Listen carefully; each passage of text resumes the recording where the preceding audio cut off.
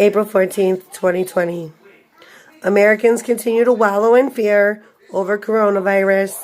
People have turned neighbor against neighbor, state against state.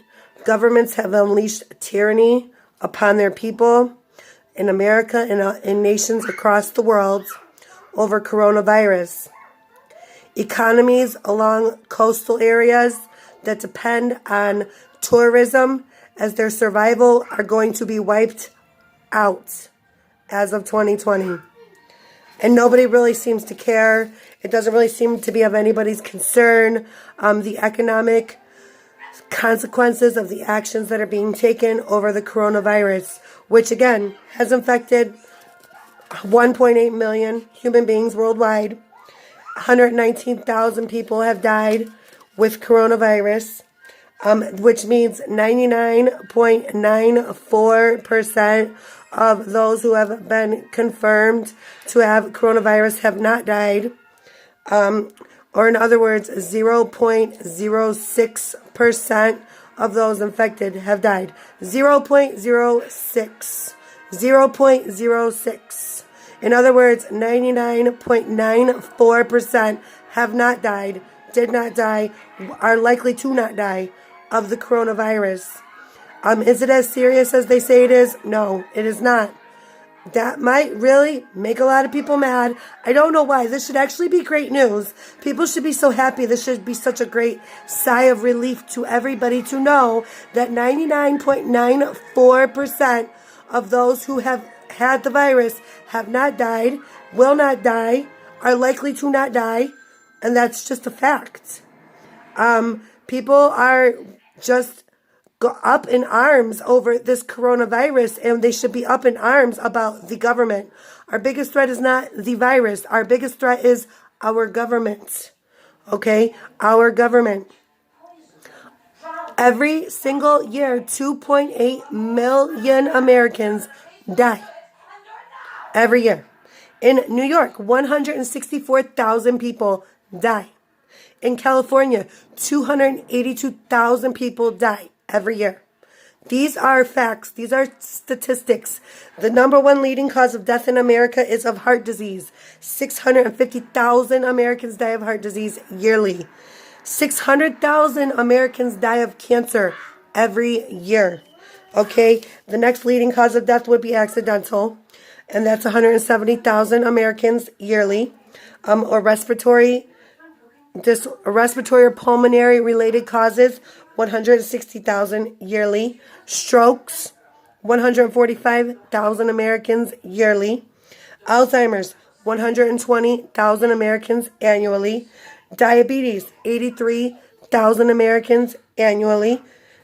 The flu, 50,000 or more die a year. Kidney-related causes, 50,000 a year. And suicide, 50,000 Americans die every year. These are real numbers. These are numbers that nobody really seems to be thinking about at this time, as everybody is panicking over coronavirus and the number of deaths that have occurred in people who have been found to have coronavirus. But the truth of the matter is the coronavirus, the Budweiser virus, it really isn't necessarily as much of a threat as we are all basically wallowing in fear over. There's so much data over the actual coronavirus of those who have been infected. There are many other actions that actually could be taken to manage the coronavirus situation, particularly in America, where our medical care infrastructure is sound and we have all the wealth at our fingertips to do so. Obviously, the people that have been dying from the coronavirus across the board happen to be the people who are have heart disease and who have diabetes, and the people who have respiratory issues, the people who are at the top of the list of the leading causes of death in America yearly. People who are over 80 years old are at a higher risk. But again, 85 to 95% of the people in these categories that I just mentioned have not died from the coronavirus, which means that roughly anywhere between 10 to 15% of them do have a higher risk of dying from the virus. Stopping the spread of the virus is basically impossible. It's not a realistic option. To do all of these lockdowns is not necessarily stopping the spread. And in any case, though, to cause an entire population to take measures or to take measures against an entire population is leaving those at highest risk still just as vulnerable. When we don't do more to protect them because we're making such an effort to stop the spread, those people, it's negligent, to say the least. Very negligent. The government could do a much better job of protecting those that are at highest risk, particularly nursing homes. Nursing homes, more than hospitals, are at the highest risk. Nursing homes are a dangerous, dangerous, dangerous place for any kind of a virus, particularly coronavirus.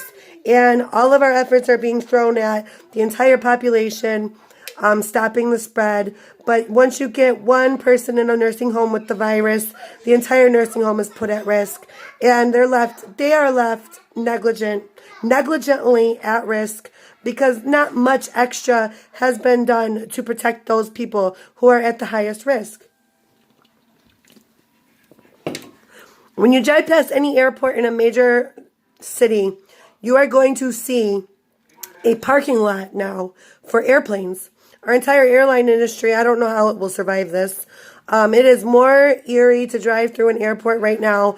It is more quiet than it was in the days following 9/11. If you go near any kind of car rental agency, you will see there are storage lots being created to park all of these cars that are rental cars usually being rented. They're not being rented.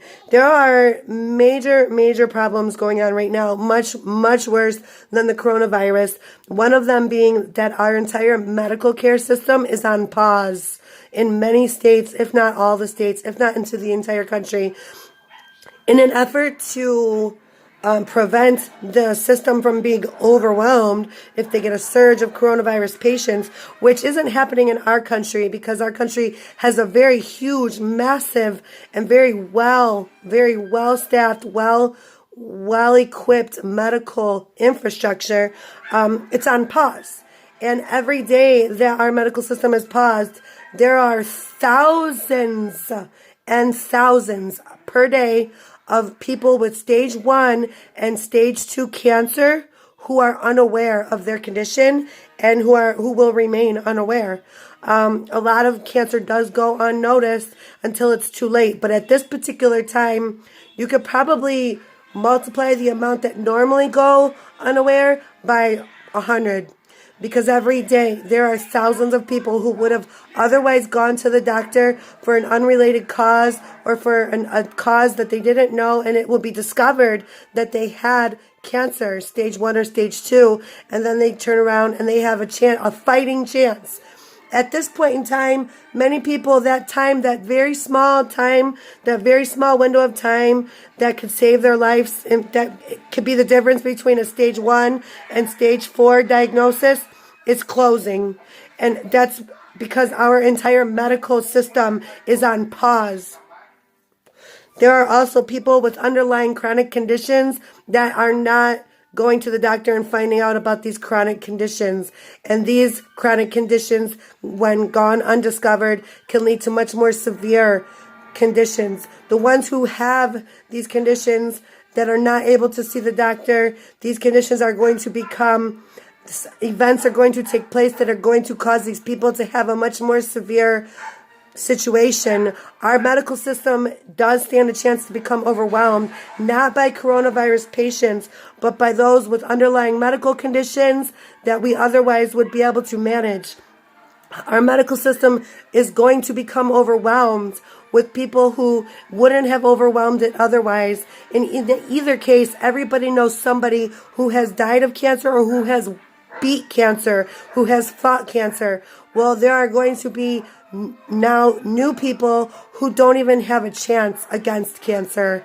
And not only cancer, there are other conditions There are so many it's innumerable, the number of ways that we are neglecting our population by keeping our medical system on pause to prevent becoming overwhelmed. 30 days is way too long, but going on 60 days now, that is absolutely negligent. It is negligent in every possible way of our medical system to be staying on pause, to awaiting this surge of coronavirus patients that is not happening.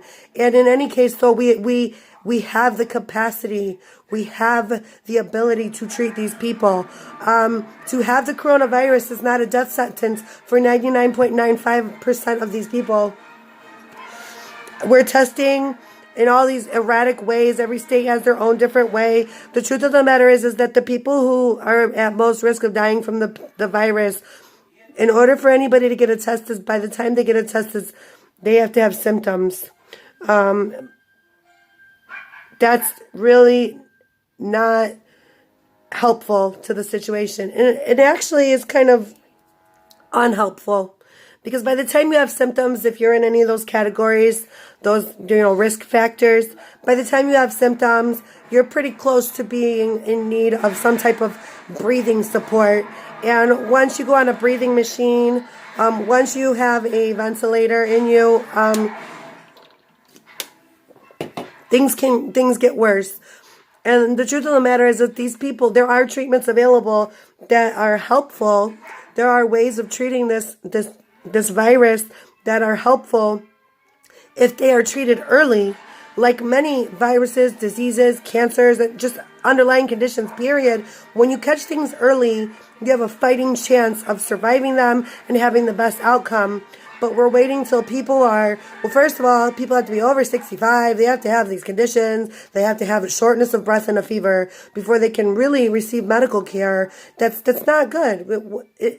There's better ways of managing this situation, is my point. The way we've managed it has been horrible. Why we have done what other countries have done, it beats me. Well, America is not another country. And going by models and projections, that's ridiculous, okay? We don't need models or projections. We have data. The hard data is on the cases that have already had coronavirus. And across the board, it has never been any different. It has been consistent. People that are over 65, people that are over 80, or people that are over 65 with heart problems or diabetes, they are the people at the highest risk. It is also known in the medical field that the people that have heart problems and have diabetes do take medications that have a really good chance of possibly causing this virus to multiply in significant ways inside their bodies, which can lead to a very tragic event. This is known, but it's being argued in the medical field, and that's fine. Those are for those people to argue. But in any case, though, it would be better to regularly test those who are at higher risk as opposed to waiting for them to have symptoms. If they could be regularly tested, they don't need a coronavirus test. There's other blood work that could indicate that they have some kind of a situation getting ready to happen that looks like coronavirus. There are different blood markers and blood work that indicate that there's a coronavirus situation going on and that the coronavirus might be getting out of control soon. Why we wait till they have already developed symptoms, that's just, at this point, it's negligent. There's a way to treat them. Get in early and possibly give them some of these antiviral medications that would be helpful for many of those people. Switching their heart medication and diabetes medication in the event, or discontinuing it temporarily and switching to a different medication alternative that does not interfere with the ACE2 whatever. I'm not a doctor. I'm not a trained medical professional. However, I have been following the coronavirus medical journals, and I do know a little bit more than maybe the average bear. There's a lot of information being collected about this virus that would be helpful if we could actually maybe just catch the virus in people before the virus catches them, which is not what we're doing. And America, you guys need to wake up and understand that this is not a movie. This is not a dystopian movie where the end of the world is really coming. So you could stop being excited and enjoying sitting at home, taking care of your families while you're still receiving money, because there are industries being wiped out right now as we speak. There are industries, there are businesses that will not survive what has already happened so far. And even though you might not be personally affected, this is personally affecting millions and millions of Americans in much worse ways than 99.94% chance of beating the virus if you catch it. So you guys really, I mean, those of you who are enjoying this, those of you who are making this a political thing, you know, I have the advantage of knowing that Trump's going to win no matter what in November. So, like, I don't really care. Like, none of those things enter into my mind as I obsess over the coronavirus and all of the research that I've dedicated and volunteered all of my hours to. And it really sucks listening to people turn this into a political issue and acting like they care about the who's dying from the virus, and they're completely disingenuous. They're absolutely disingenuous, and I don't like they're full of shit, actually, and they can go to hell for all I care. But I just want people to know facts about the coronavirus. I know nobody will see this video, but if you do see the video, I don't want to like or anything. Just share it so that people can be aware of the facts, so that people can actually be woke about this virus. Okay, these are, everything I told you, they are facts. Every single thing that I've said about the amount of people who really die in this country, the amount of people who have died from the virus, the amount of people who have contracted the virus, all of these different things, there, I have receipts. You can check them for yourself. There's all facts, all facts. Think about it before you start freaking out. And if you don't like what I had to say, then I think that you just like living in some kind of dystopian movie that is really, it's a fiction, okay? This is all fiction, and you can go and just live in your own little fiction world, but the rest of us need to get back to business, okay? Good luck to everybody. I hope you all survive this economically. I hope that you all can go back to your normal life so we can all enjoy the luxuries of our life that has been created that the world never knew 200 years ago. I hope we can all just go back to our normal life soon, and things can be better for everybody. Everybody take care. I love you. Goodbye.